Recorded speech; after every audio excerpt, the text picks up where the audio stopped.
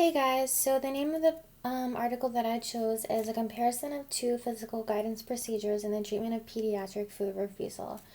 And this article is by Carrie Barrero, Joseph Slereth, Emily Rubio, and Tessa Taylor.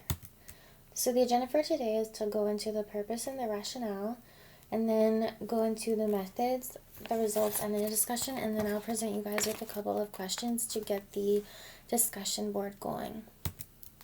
So the purpose of this study is to look at the effects of non-removal of the spoon in physical guidance procedures and reversal design. The most common identified reinforcer for food refusal has been shown to be escape. So escape extinction or non-removal of the spoon is probably going to be the most common treatment package. However, escape extinction alone is probably not going to be sufficient enough to increase food consumption to acceptable levels, so more components like physical guidance procedures might need to be implemented. So for the previous studies, Ahern et al. 1996 looked at both physical guidance and non-removal of the spoon. In the non-removal of the spoon condition, the bite of the food was held at the lip and remained there until the child allowed the bite in their mouth. In the physical condition, the participant had the opportunity to take the bite of the spoon, but if they did not accept, a physical guidance procedure was used. They found that both treatments were effective, although the physical guidance procedure resulted in less problem behavior, shorter meal times, and parental preference.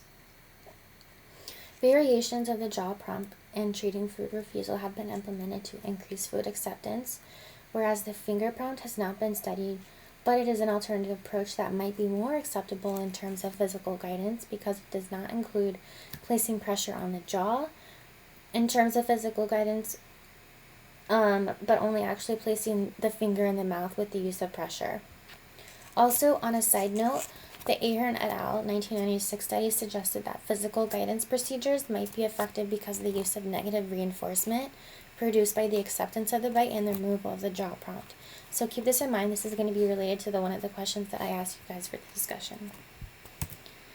So for the participants, there were four. Their names and ages are there, and note that these four participants had severe food refusal, so it was necessary to use physical guidance procedures on these kids to get them to eat an appropriate amount of food. Bite acceptance was defined as the deposit of the entire bolus of food past the lips. And IMB, or inappropriate mealtime behavior, was defined as the occurrence of any of the following responses. So turning the head 45 degrees from the spoon, disruptions, which would be like swatting the spoon or touching the therapist's arm to get them to stop feeding them, or covering their own mouth. So they conducted sessions according to typical mealtime schedules, like for breakfast, lunch, and dinner. They had 2 to 4 sessions during each mealtime block, where each session block was 1 hour.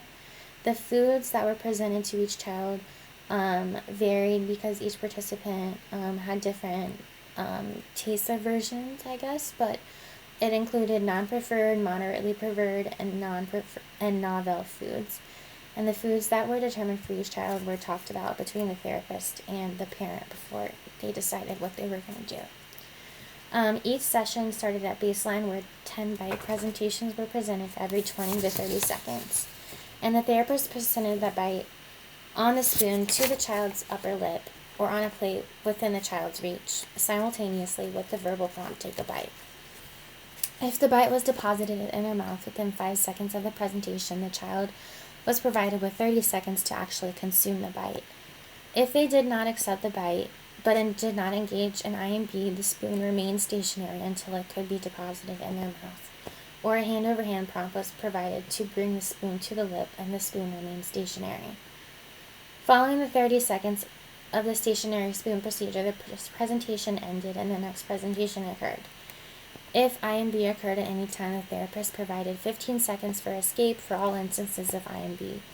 If the child accepted a bite and packed it, which means that they held it in their mouth but didn't demonstrate a clean mouth 30 seconds after, which means they didn't swallow it, up to 3 bites were presented without a delay. If 3 packs in a row were observed, the next bite was delayed until a clean mouth was shown. So here, this condition, the non-removal of the spoon condition, was only for Noel and Tate.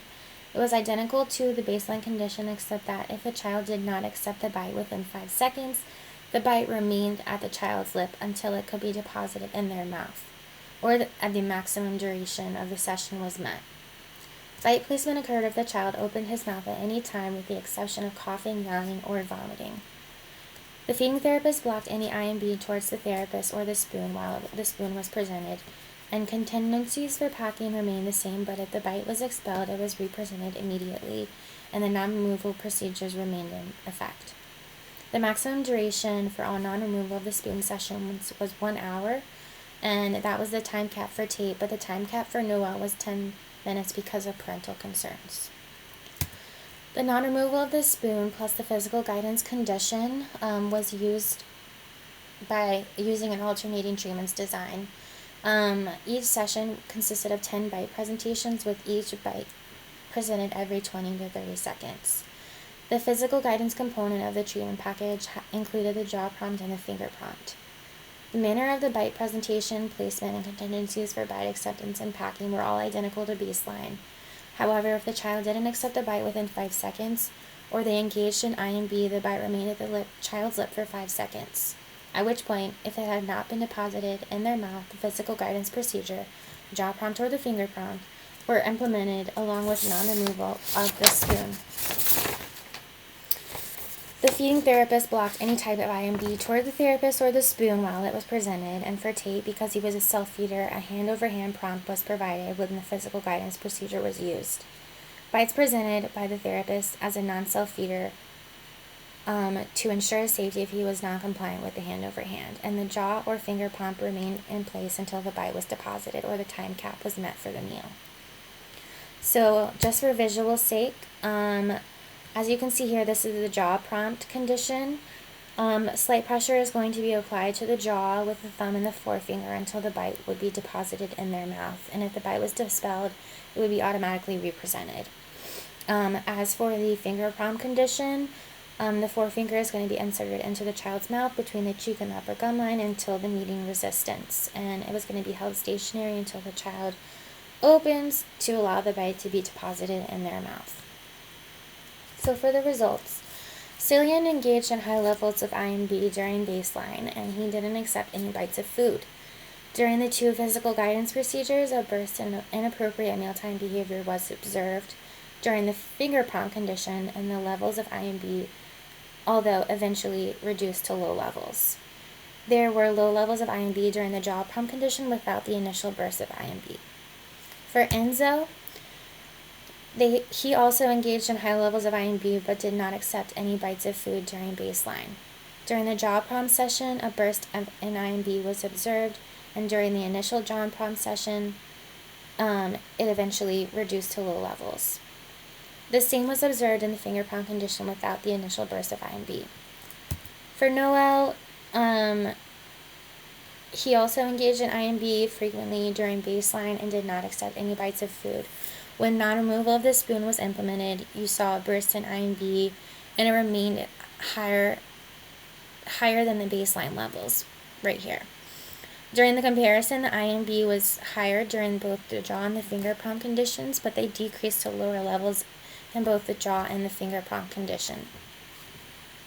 And lastly, Tate had high levels of IMB during the baseline and did not accept any bites of food either. When non-removal of the spoon was implemented, a small burst of IMB happened, and when physical guidance procedures were compared, IMB was higher during the jaw prompt condition, but actually decreased and reduced to lower levels. Similarly, the same thing happened during the finger prompt condition, just without the initial high levels of IMB. So as for the discussion, the researchers replicated the finding that the jaw prompt is an effective physical guidance procedure for food refusal.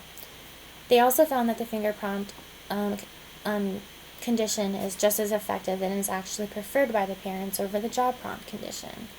Generally, for all the participants, treatment packages including both the jaw prompt and the finger prompt conditions were successful in treating food acceptance, decreasing the latency to acceptance, and decreasing IMB to acceptable levels. So the questions that I have for you guys are, what makes severe food refusal so challenging in regards to making sure that the child is eating the appropriate amount of food each day? Question number 2, The authors note that it is likely that negative reinforcement via escape or avoidance of the physical guidance prompt was the mechanism responsible for the increase in acceptance and decrease in IMB. What are your thoughts on that statement? And lastly, question number 3. What are your thoughts on using the 2 physical guidance procedures on children who are diagnosed with severe food refusal? Is it ethical? And that is the end of my presentation. I look forward to hearing your comments and any questions that you have.